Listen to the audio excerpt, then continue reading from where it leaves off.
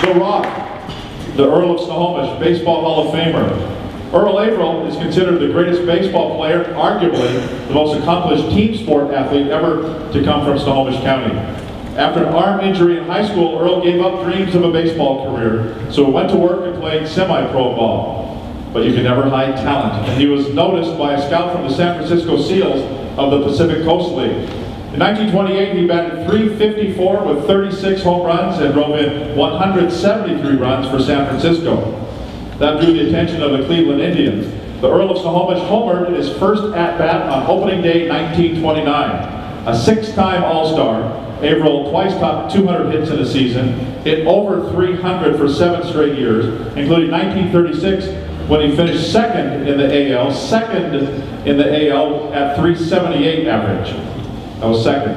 Averill played 13 seasons and retired with a lifetime average of .318, 238 home runs. He's still the Indians' leader in total bases, RBIs, runs scored, and triples.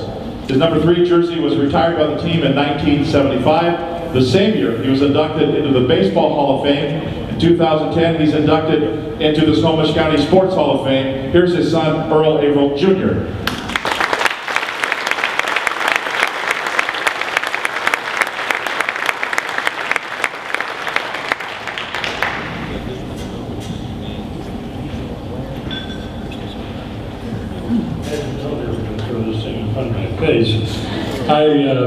I have 2 of my 3 brothers here tonight that I'd like to introduce as my younger brother Les, and one of my older brothers, Bernie.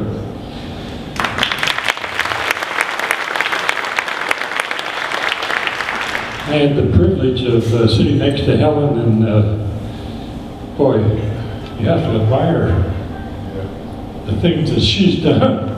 Man, she's going to walk 500 miles across Africa. I can't even make it to the mailbox.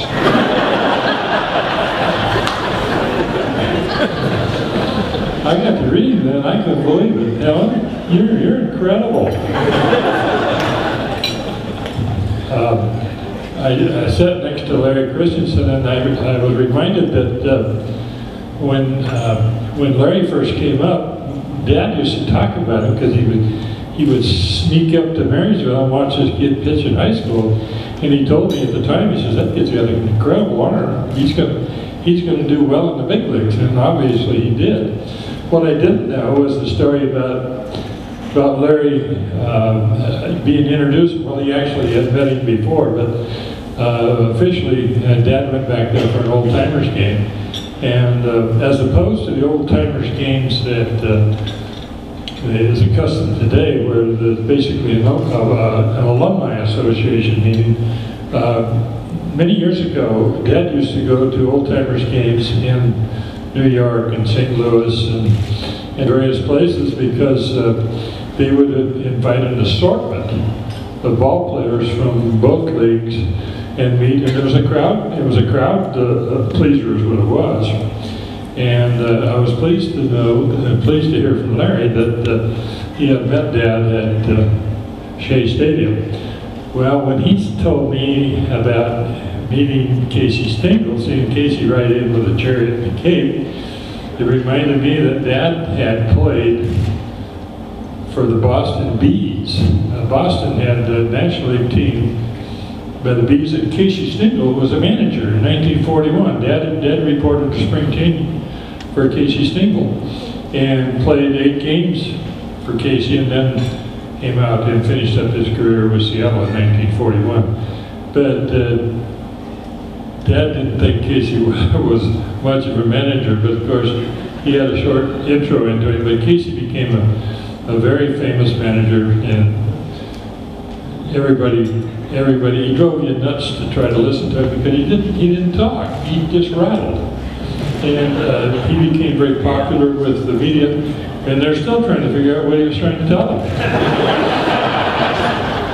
But if Dad was here, he'd have been through by now, because he would have said, thank you for the honor.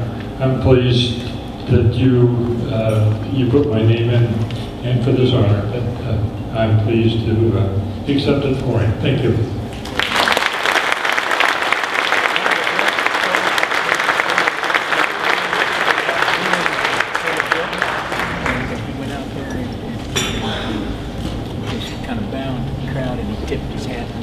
and he had a canary on his head. Earl Averill Jr. Crazy.